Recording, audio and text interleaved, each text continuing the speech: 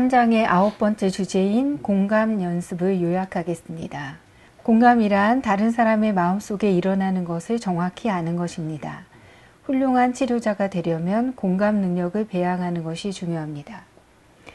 공감 능력이 있으면 마주하고 있는 사람의 마음을 파악하고 그에 맞춰서 뭔가를 할 수 있습니다.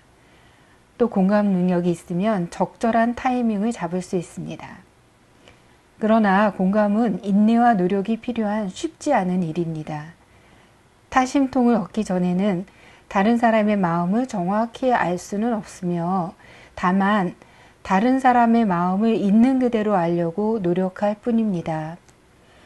공감을 잘하려면 평소 사람 관찰을 많이 해야 하며 누구를 보든 세밀하게 관찰합니다. 잘 관찰하다 보면 공감하는 능력이 커집니다. 누군가를 보면 내 생각을 딱 멈추고 상대방의 마음에 들어가려고 해야 합니다. 전현수 박사님께서는 자기를 딱 멈추고 환자 마음속에 들어가려고 하고 환자와 함께 움직이면서 코멘트를 하면 상당히 효과가 있다고 하십니다. 즉 환자의 마음에서 그 사람이 되어 그 사람 속에서 내면의 소리를 들려주니 마음을 열고 듣게 되고 자기에게 이익이 되는 걸 아니까 환자가 듣게 됩니다.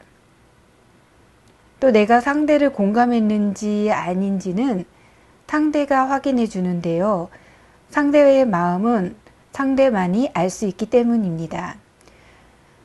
또 공감하려고 노력하면 몇 가지 부수적인 결과가 있어요.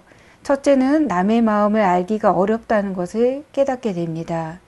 그러면 남의 마음을 섣불리 넘겨짓는 걸 그만두고 상대에게 진실하게 다가가려고 노력합니다.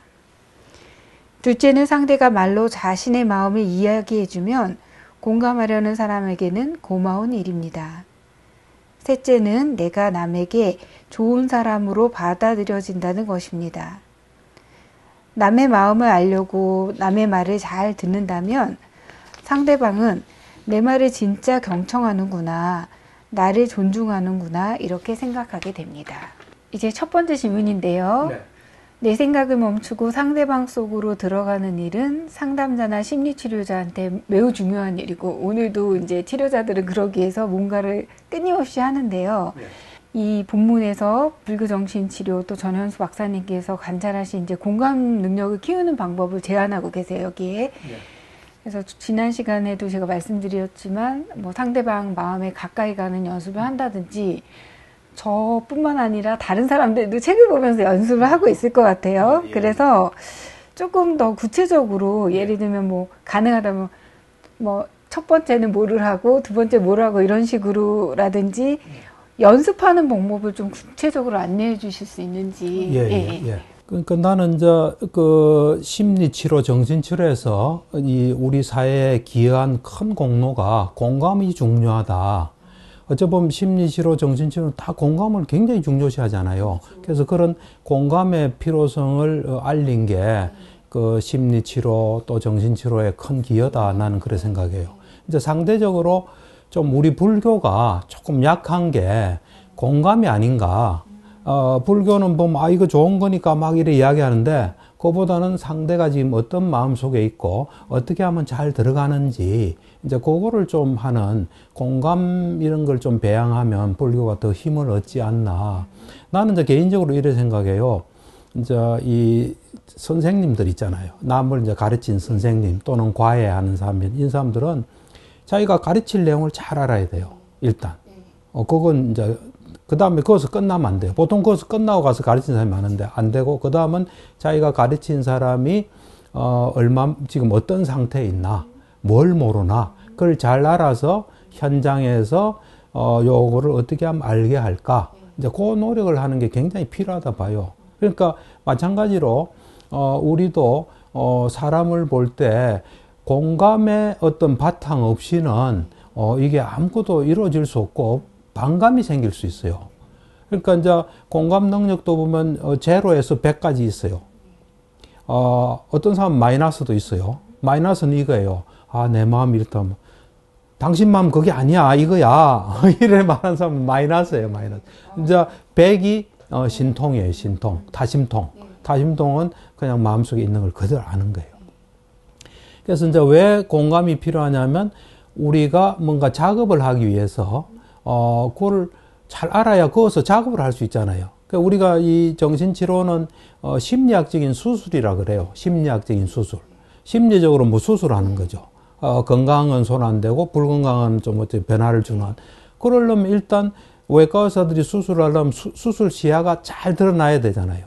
그렇듯이 정신치료를 한다 이러면은 그 지금 마음이 어떤 상태인지를 잘 알아야 되는 거예요. 거기서 거부감을 주지 않고 뭔가 작업에서 그 사람이 자기도 모르게 썩 바뀌는 또는 뭐 의식적으로 바뀌어도 좋겠죠. 하기 때문에 공감이 어찌 보면 정신치료의 가장 그 근본 토대가 되는 거예요. 토대가 돼서. 그래서 나는 이제 처음에는 뭐 공감이란 용어도 몰랐어요. 용어도 모르고 내가 이제 우리 나이로 29살 때 정신과 1년차가 됐어요. 그래서 이제 1년차들은 주로 정신병동에서 같이 입원해 있는 거죠. 치료자로서 입원해 있는데, 이제 그때 환자를 딱 봤어요. 환자를 딱 보니까, 이거는 저 사람 마음속에 정확하게 있는 걸 정확하게 알지 않으면 이거는 안 되겠구나 하는 게 딱 직감적으로 떠오르더라고. 그전에 난 사람 보면 인삼, 이삼이고 전삼 이랬어요. 근데 그게 안 통한다는 걸 알았어요. 그래서 저 사람 마음속에 있는 걸 정확히 알아야 되겠다. 그때는 공감이란 말도 몰랐죠. 근데 지나고 생각하니까 그게 공감이에요. 그래가지고 환자를 이제 볼 때 항상 정확하게 알려고 노력했고, 정신치료 이제 본격적으로 할 때는 환자를 보면 나를 딱 스톱하는 거죠. 스톱해가지고, 그분이 이제, 말해주면 말한 그대로 알려고 노력했어요. 내 걸 붙이지 않는 거죠. 이렇구나. 이거 없이 그냥 그 사람이 돼서 그대로 하려고, 이래 이제 노력을 많이 했어요. 그게 이제 불교 그 수행에도 도움이 많이 되더라고요. 내 걸 내려놓으니까 집착을 없애는 거 아니에요. 또, 그리고 잘못된 눈으로 안 보니까, 뭐, 잘못된 견해가 없어지는 거죠. 놓고, 있는 그대로 자꾸 하니까, 이게 정신치료에도 도움이 되지만, 내 불교 공부 수행에도 도움이 되구나. 이거 할 만한 거구나. 이제, 그래 했는데, 그래서 이제, 사실은 환자가 말하기 전에는, 그냥 들을 준비를 하는 거예요. 말하기 전에는 그거를 가지고, 이 사람은 좀 이런 기분이구나. 이거보다도 그냥 딱 보고 있는 거예요. 그러니까 보고 있다는 사실이 굉장히 중요해요. 보고 있다는 게, 중요한 게 말을 할 때도 그냥 그 말이 이제 그 사람의 마음이 돼서 그냥 자기 걸 안 붙이고 보는 게 왜 중요하냐면, 우리 마음은 기본적으로 아는 기능이 있어요. 우리 마음은. 아는 기능인데 거기에 이제 뭐가 붙어가지고 아는데 방해가 되는 번뇌나 자기 추측이나 자기 감정이나 이런 게 붙기 때문에 정확히 알 수가 없는 거예요. 근데 정확히 알려는 마음으로 자꾸 보다 보면 거기서 마음이 아는 기능을 발휘해서 알게 돼요, 이게. 다른 게 안 끼어들면. 그래서 이제 눈으로도 딱 그냥 보고 마음으로도 딱 이제 듣는다. 이러면서 이제 자꾸 그 환자의 마음이 돼서 환자가 돼서 훈련을 이제 계속 하는 거죠. 그러니까 이제 만약 치료자다. 그러면 환자가 오면은 말하기 전에는 들을 준비를 딱 하는 거죠. 뭐 말하기 전에도 표정도 있고 자세도 있을 거 아니에요. 그걸 그냥 딱 보는 거죠. 보면은 뭔가 있는 그대로 보려는 마음 가지고 딱 보면 거기서부터 뭔가 환자의 어떤 지금 현재 있는 뭐가 이래 지각이 될 수 있어요. 그러면서 이제 말을 하면 그 사람의 마음이 돼서 이제 이래 자꾸 이래 듣는 거죠. 듣고, 이제 그러니까 내가 목적이 사람의 마음을 정확히 아는 거다. 이런 목적이 있으면 누가 나한테 뭐 욕을 해도 그 순간에는 그 마음을 알 수 있잖아요. 그래서 환영할 수 있는 거죠. 정확히 아는 데 도움이 되니까. 그리고 이제 우리가 불교 수행적으로 봐도, 이 말이란 거는 이 마음이 움직이지 않으면 말이 안 나오게 돼 있어요. 그래서 아비달마에서는 말 암시라 그래요. 말을 통해서 마음이 암시된다는 거죠. 그러니까 기본적으로 우리가 말하는 거를 이제 수행을 해서 보면 이제 수행을 많이 해야 되겠죠. 삼매를 닦아서 지혜의 눈이 있으면 내가 말하려는 마음이 들면 마음에서 만든 물질이 나와요. 거기에서 이제 성대를 탁 치면서 말이 되는 거예요. 또 예를 들면 우리는 우리 행동을 뭐 표정이나 행동을 몸 암시라 그래요. 아비달마에서는.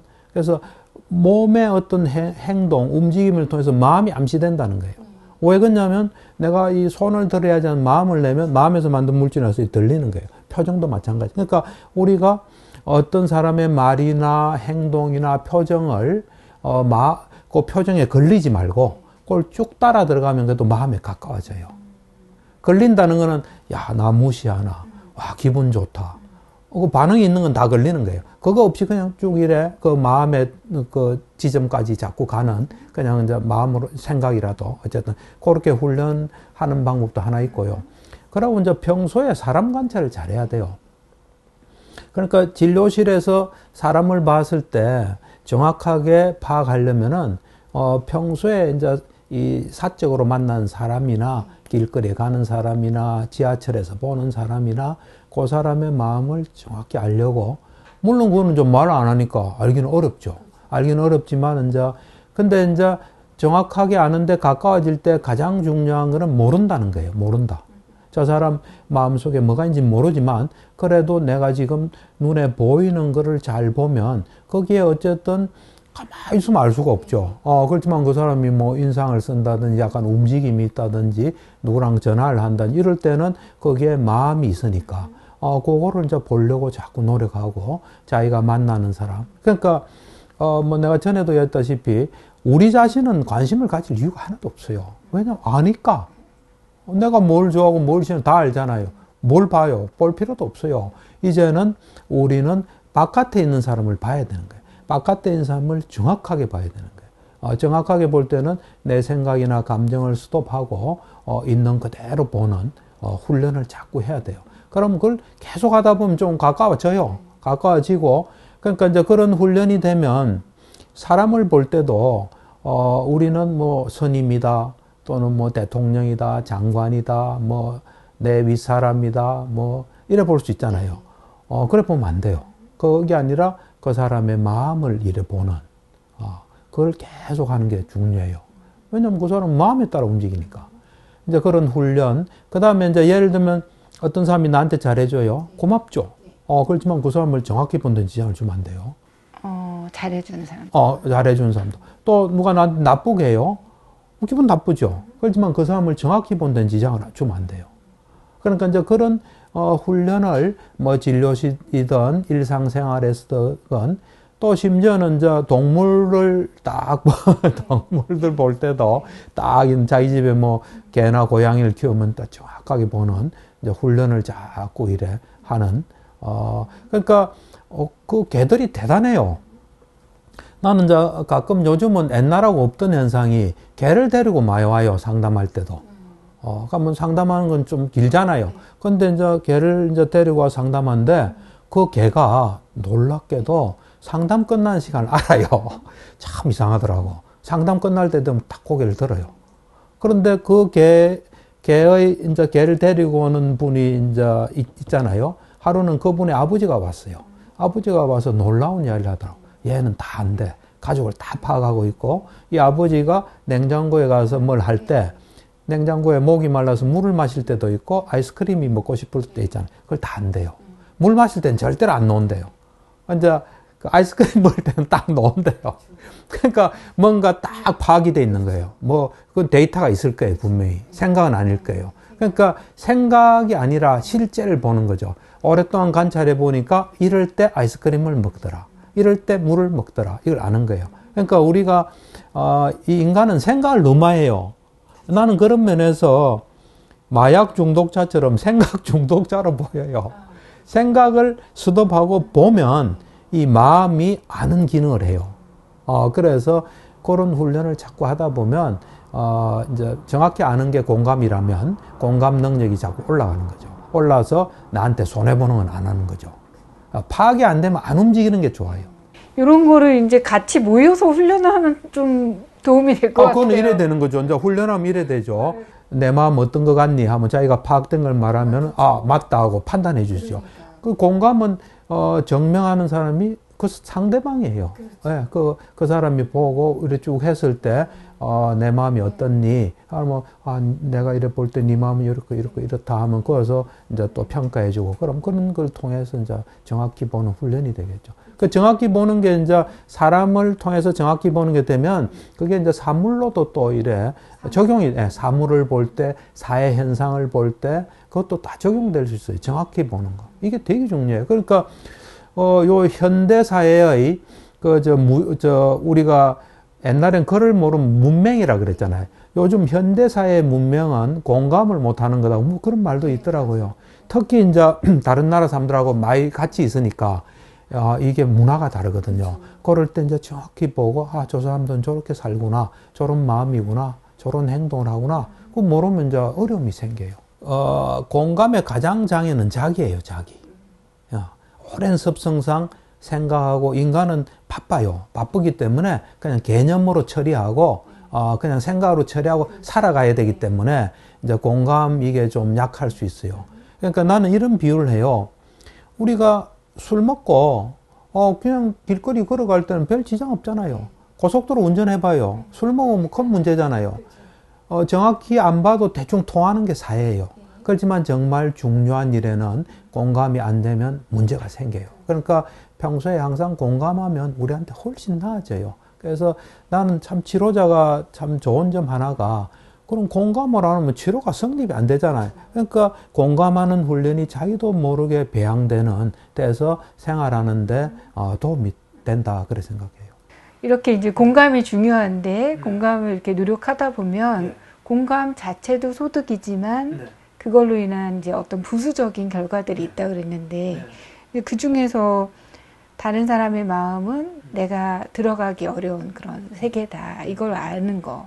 그럼 엄청 마음이 좀 겸손해질 것 같거든요. 굉장한 큰 소득인데, 제가 이렇게 보니 또 이제 큰 소득이고, 또 하나 느껴지는 게, 예를 들면 공감이라 그러면 이제 심리치료나 이제 정신과 의사들이 알겠지만, 그 로저리안들을 이제 생각을 하잖아요. 그래서 인간중심 치료에서도 공감 굉장히 사실 강조를 하고 중요한 건데, 거기보다 좀 불교정신치료 여기가 지금 더 수준이 높게 느껴지는 게, 그 다른 사람의 마음은 알기 어려운 어떤 우주다, 세계다 이렇게 해놓으니까 당연히 공감해야 되는 거고, 뭔가 기술로 느껴지다가 굉장히 저는 좀 이게 확장되는 느낌이 들었거든요. 그래서 참 중요한데, 그런데 이 남의 마음 알기 어렵다가 저한테도 도움이 되고 일반인들도 도움이 되지만, 특히 도움이 되는 환자군이 있는 것 같아요. 그게 편집중적인 성격을 가지신 분들이나 성격 장애자,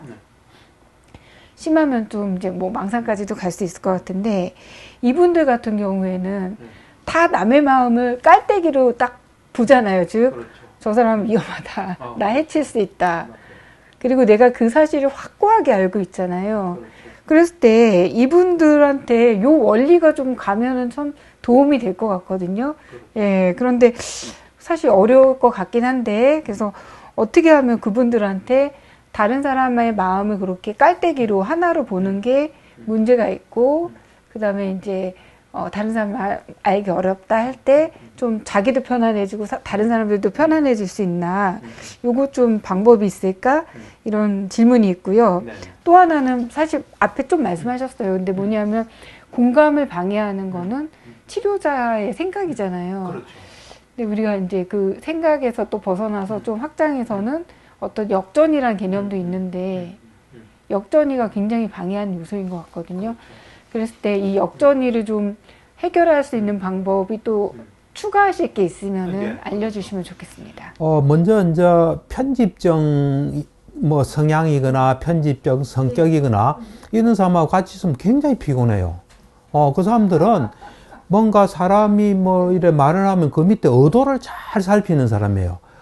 나쁜 의도가 있나 없나, 나를 해치려는 의도가 있나. 그러니까 엄청 피곤해요. 그런데 또 그 사람은 그런 걸 잘하면서 또 그런 쪽이 발달해서 뭐 국정원 이런 데 근무하면 좀 잘할 거예요. 그리고 그런 사람들이 보면 조직에서 또 체력을 가지더라고. 잘 봐가니까.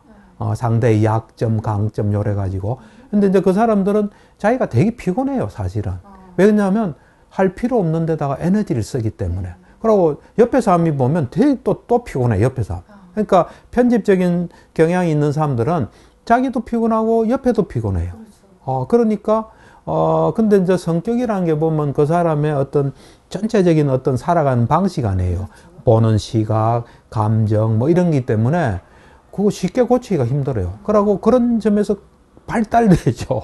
시스템이 엄청 발달돼요. 그래서 다른 사람이 보지 못하는 그런 거, 그 속에 또 약간 살아가는데 도움되는 것도 있고. 그러니까 그 사람들이 자기 내부에서, 이건 나한테 좀 피곤하다. 그런 게 일어나지 않으면은 그런 사람들은 도움을 잘 받으려고 안 해요. 성격장애가 제일 문제가, 성격장애가 이제 지나치게 괴로워지면 좀 찾아오긴 한데, 성격장애로 그대로 유지하는 사람들은 잘 안 찾아와요. 그러고 그 나름대로 세상을 보기 때문에 또 약간의 효용성도 있기 때문에 안 하는데, 만약에 이제 그런 사람들이 나를 찾아온다. 나 좀 힘들다. 그러면 이제 일단은 뭐 작업을 할 수가 있죠. 작업을 할 때는 이제 일단은 뭐냐면 우리는 이제 우리 머릿속에 든 것에 영향을 받아요. 우리가 어떻게 보느냐에 따라 그 영향을 받아요. 지금 상대를 뭔가 나한테 위협을 가할 수 있고 나쁜 의도를 가진 존재다. 그래서 그거를 자꾸 보게 되면 일단 내가 피곤하죠. 그리고 내가 아무리 통제하려도 그 완벽한 통제가 안 되잖아요. 그러니까 그런 데 쓰는 에너지도 힘들고 그런 사람 밑에 있는 사람들이 좋아하는 사람이 별로 없어요. 그럼 그런 것들이 지금 당신이 만약에 이 사람들이 정말 올바르더라도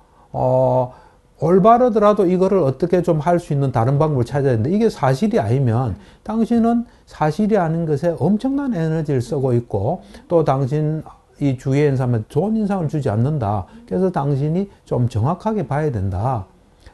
정확하게 보는 길은 그 사람 마음속에 있는 걸 보는 건데, 지금은 당신의 생각으로 하니까 이제 생각을 좀 수도하고 유심히 한번 봐봐라. 그리고 만약에 잘 안 보이면 또 당신이 신뢰할 수 있는 사람한테 이 사람 좀 어떻게 생각하나 물어보면 실제를 좀 볼 수 있잖아요. 그런 식으로 정확히 보는 것이 당신한테 도움이 된다. 지금은 당신이 생각하는 것에 입각해서 하기 때문에 당신도 피곤하고 밑에 사람도 피곤하고 당신이 지금 이런 데 쓰는 에너지를 안 쓰고 당신 발전에 에너지를 쓰게 되면 당신은 굉장히 우수한 사람이고 하기 때문에 훨씬 더 당신이 성장할 수 있다 하고 뭐 좀 설명을 할 수는 있겠죠.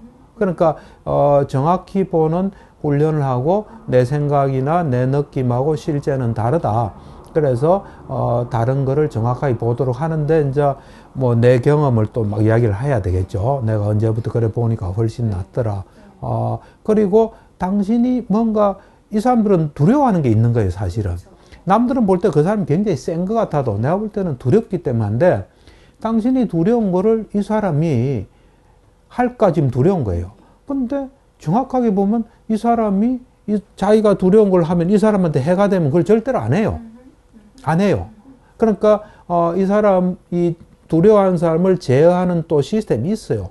그런 걸 잘 보면은 당신이 두려워할 필요가 없다 하고 이제 그 사람의 어떤 개별적인 상황에 대해서 충분히 이제 작업을 할 수가 있죠. 그래서 그런 거 없이 좀 편안하게 있고 사실은 좀 그게 또 안 좋은 게 있을 때는 그에 맞게 처리하면 되고 하지 기본적으로 세상을 불안전하고 위협적이고 이래 보면서 에너지 낭비할 필요는 없다 하고 좀 이야기하면서 뭘 해야 될 것 같아요.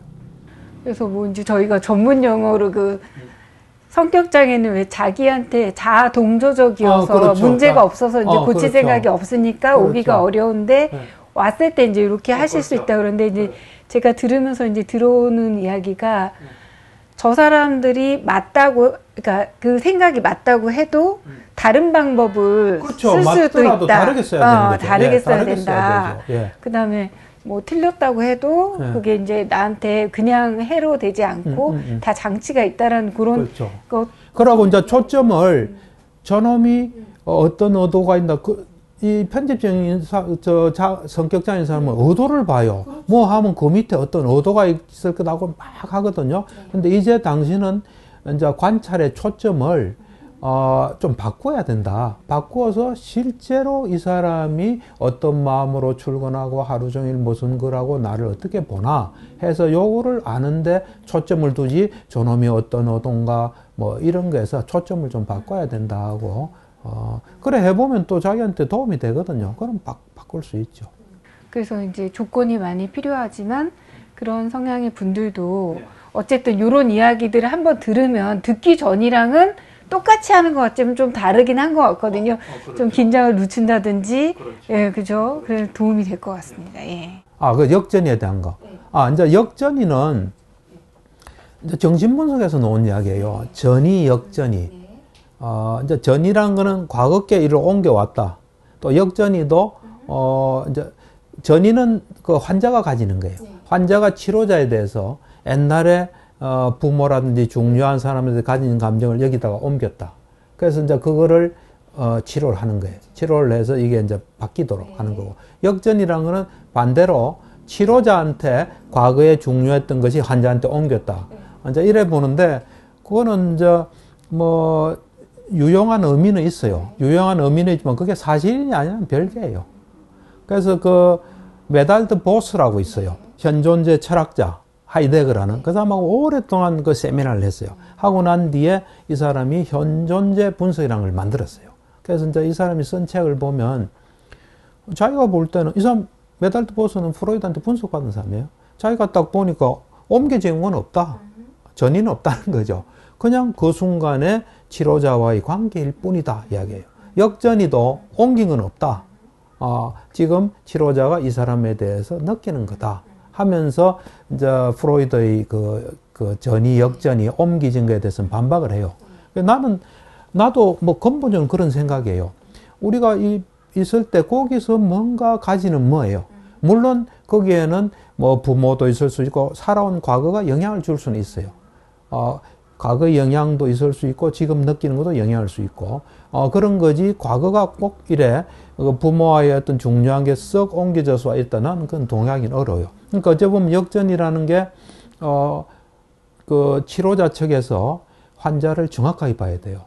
예를 들면 자기를 스톱하고 환자 마음속에 뭐가 있나를 이렇게 봐야 되는데 그건 안 하고 자기 감정이 올라온 거예요. 그럴 때 치료자는 불교 정신 치료가 좀 그걸 알아차려야 돼요. 알아차리고 내려놓고 그 사람을 정확히 보도록 해야 돼요.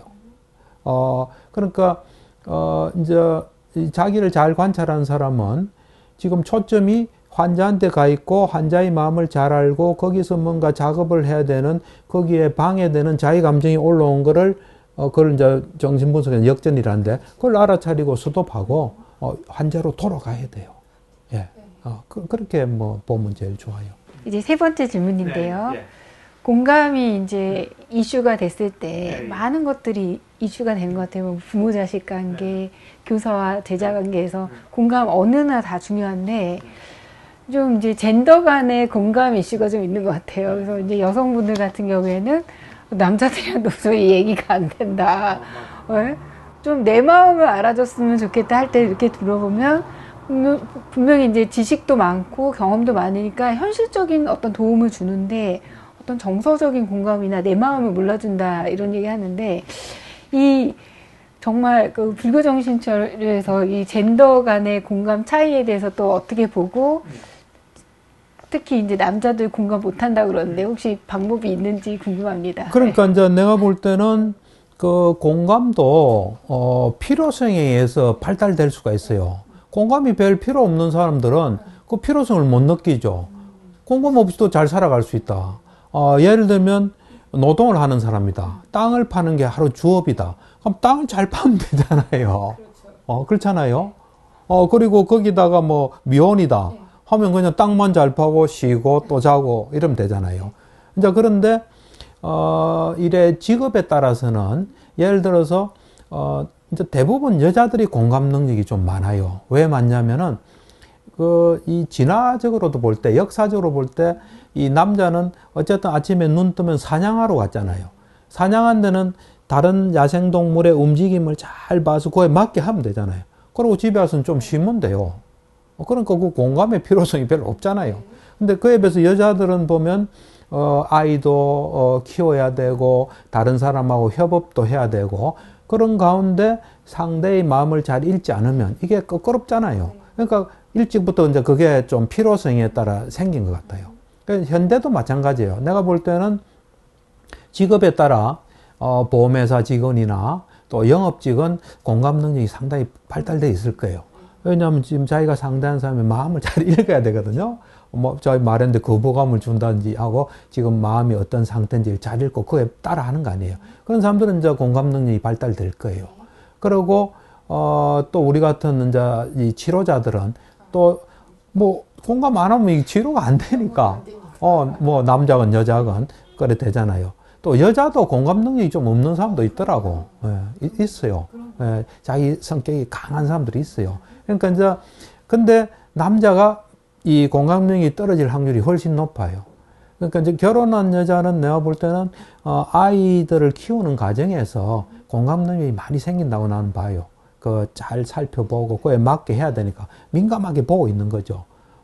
그러니까 이제, 이 남자도 남자에 따라 좀 다른데, 잘 안 되는 사람이 있고, 되는 사람이 있고, 근데 이제 누구나 공감이 필요해요, 사실은. 왜냐하면 자기 가까이 있는 사람을 잘 알고 그에 따라 해야 되죠. 해야 되는데 그게 안 되면은, 뭔가 저항이 생기잖아요. 그래서 공감 능력은 이제 중요한데, 이제 남자 같은 경우는 일단은 공감이 좀 중요하다는 거, 그게 좀 교육이 돼야 될 거예요. 예, 교육이 돼가지고, 공감은 당신이 살아가는데 꼭 필수 사항이다. 그래서 지금 당신을 봤을 때 당신은 평균보다 조금 떨어진다. 내지는 당신은 좀 평균보다 높지만 더 보강해야 된다. 하면서, 남자들에 대해서 공감의 중요성, 공감이 되면 적극적으로 내가 달라진다. 제일 공감이 필요한 건 부부 생활이에요. 부부 생활은 공감 없이는 진짜 힘들어요. 그러니까 남자들이 좀 힘든 게, 이제 여자들은 일을 보면, 이 여자들은 이래 그 학교 다니면서도 짝이 필요하고 잘 파악을 하더라고. 누가 힘이 있고, 어떻게 해야 내가 살아남고, 뭐 그런 걸 하니까, 공감이 좀 되는 편인데, 남자들은 그냥 조금 그런 것보다는 좀 심플한 편이에요. 심플하고. 그러니까, 이 남자들이 결혼 생활에 어려움을 겪을 수가 많아요. 물론 여자는 또 여자 나름대로 어려움이 있겠지만. 그러니까, 어쨌든 남자도 공감이 필요하고, 공감을 통해서 훨씬 나은 삶을 살 수 있고, 그 공감도 자꾸 하다 보면 개발이 되고, 뭐 그런 걸 좀 인식시키는 게 필요하지 않을까. 그러니까 그래서 이제 부부 상담할 때 좀 비유로 남자분들은 좀 이 부분에 진화가 덜 됐다라고 아내분들한테 설명을 드리는데, 그것도 뭐 좋은 사실은 말이죠. 왜냐면 그래, 유전자가 네, 그렇죠. 그럴 수 있죠. 근데 이제 추가 질문인데요. 제가 이렇게 들어보면은 대목마다 그 경전과 사례가 많았는데, 당연히 부처님이 공감 제일이실 것 같고. 신통이 있으니까. 그쵸, 그쵸. 그 다음에 이제 뭐, 깨달은 분들도 그러실 것 같은데, 일반인들 중에 경전에 좀 공감의 모델이 있나요, 혹시? 공감 잘하는,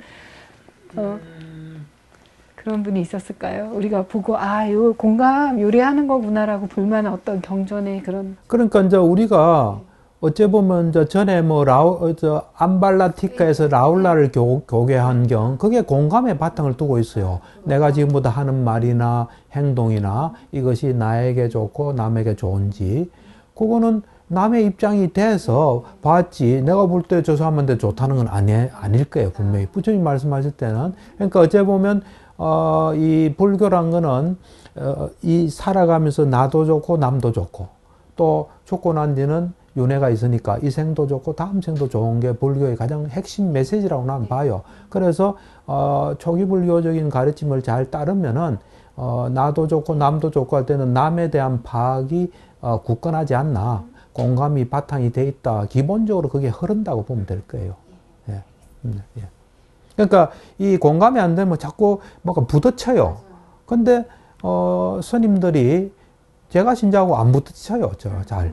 그건 상대를 잘 보고 그에 맞게 했기 때문에 안 붙으시기 때문에 그 밑에는 공감이 있지 않나, 이제 그런 생각을 하죠. 자, 네 번째 질문인데요. 공감이 이제 문제가 되는 사람들 중에 이제 반사회성 성격장애, 뭐 사이코패스라고도 하고 이런 이제 그런 성격들이 있는데, 이분들의 특징이 사실은 남에 대해서 공감 못하고, 뭐, 양심이 없기 때문에 누가 괴롭히어도 가책이 없고, 뭐, 이런 특징들이 쭉 있잖아요. 그리고 자기 이익을 위해서 모든 방법을 이제 다 쓰고, 이제 이런 분들인데, 이거 되게 듣기만 해도 굉장히 안 좋은데, 그 정도는 아니어도 그런 성향이 있어서 공감이 어려운 사람들이 있는 것 같아요. 네. 근데 또 이분들이 또 놀라운 게 이렇게 대화를 해보면 다른 사람의 마음의 변화, 또 약간 쫄린다? 이렇게 약간 두려워한다? 이런 건 귀신같이 아시더라고요. 그리고 언제 파고들어야 되는지 아는 그런 게 있어서 뭔가 마음을 모르고 공감은 못하지만 한편은 또 남의 마음 귀신같이 아는 거거든요.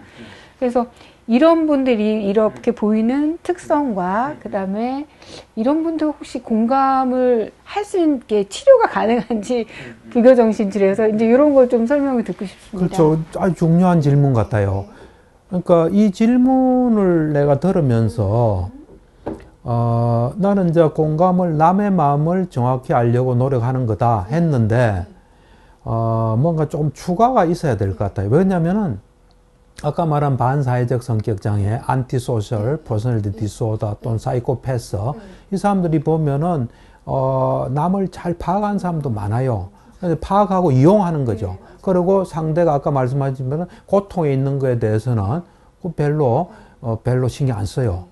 그러니까 내가 볼 때는 이 단순히 공감이란 말 속에서는 그 좋은 의미가 들어 있어요. 근데 이제 그거를 정의하는 거를 남의 마음을 정확히 알려고 하는 것이 공감이다 할 때는 뭔가 장치가 좀 필요할 것 같아요. 그러니까 좋은 의도로 또 나와 남을 같이 공존하기 위해서 좋은 의도로 또는 유익한 마음으로 남의 마음을 정확히 알려고 하는 것, 이거를 공감으로 좀 해야 될 것 같아요. 왜 그러냐면 그 사기꾼들이 보통 보면 반사회적인 성격장애가 많거든. 사이코패스가 많아요. 이 사람들은 상대를 잘 알아요. 그래서 요 말을 하면 얘가 어떤 생각을 하고 요 말을 하면 어떻게 하고 잘 알기 때문에 그럼 그거는 상대의 마음을 잘 알고 있다고도 볼 수 있어요.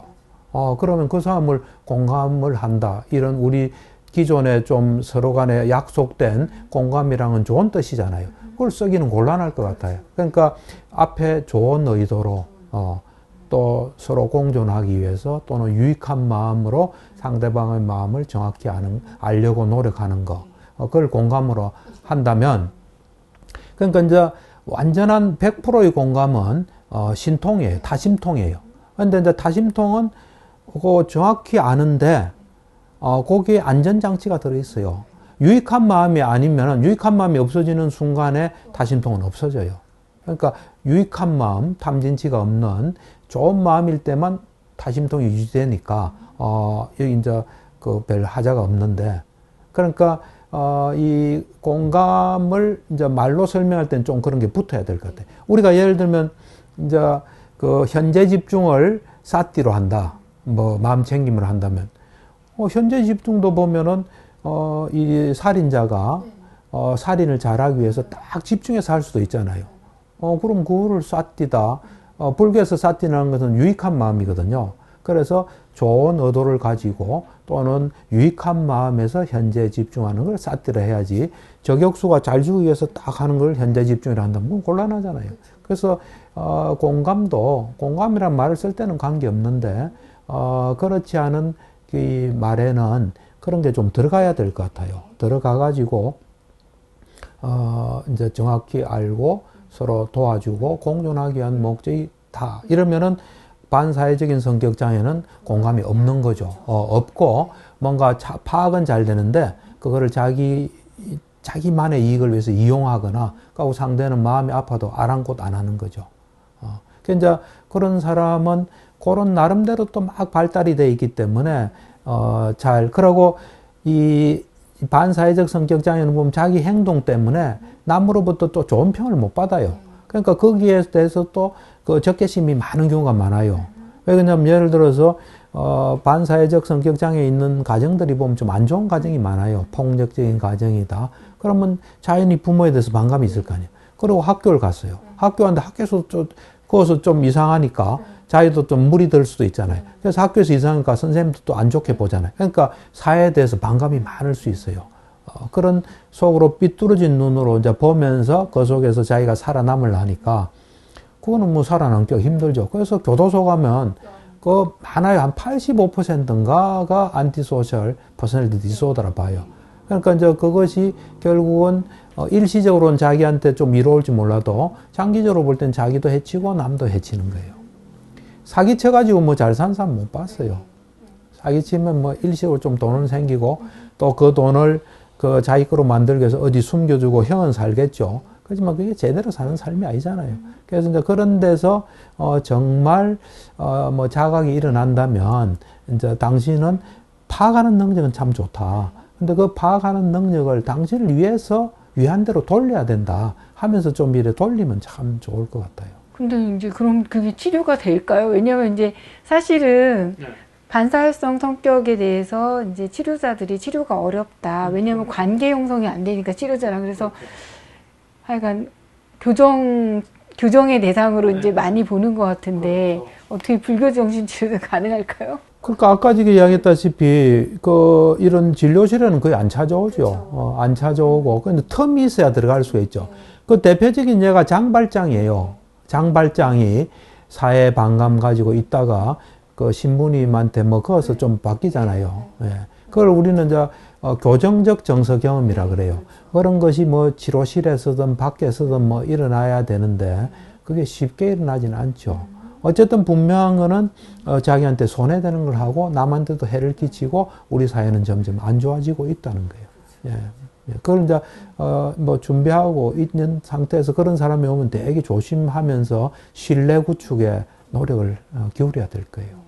네, 그래서 불교정신치료 과정에서 보면 처음 붐에 로저스가 나왔기 때문에 계속해서 이제 조금 공감 얘기가들이 나왔는데 지금 이제 집중적으로 공감을 몇 장에 걸쳐서 이제 다루고 있으니까 정말 공감이 너무 중요하다는 생각이 들고 그 다음에 돌아보게 돼요. 막 저를 진짜 이게 공감 왔나? 잘하고 있나? 뭐가 좀 부족한가? 이런 생각을 하게 되는데 그래서 이 중요한 공감이 로조리안엔 또 있고 사실 모든 심리치료에 들어있잖아요. 근데 이제 지금 우리 불교정신치료에서 또 집중적으로 다룰 때 좀 정리하는 입장에서 박사님 보시기에 불교정신치료의 공감과 다른 치료 접근에서 공감이 무슨 차이가 있는지 뭐가 좀 독특한 점이 있는지 좀 정리해 주시면 좋겠습니다. 그러니까 이제 그 불교정신치료는 그러니까 철저히 아는데 좀 목적이 있어요.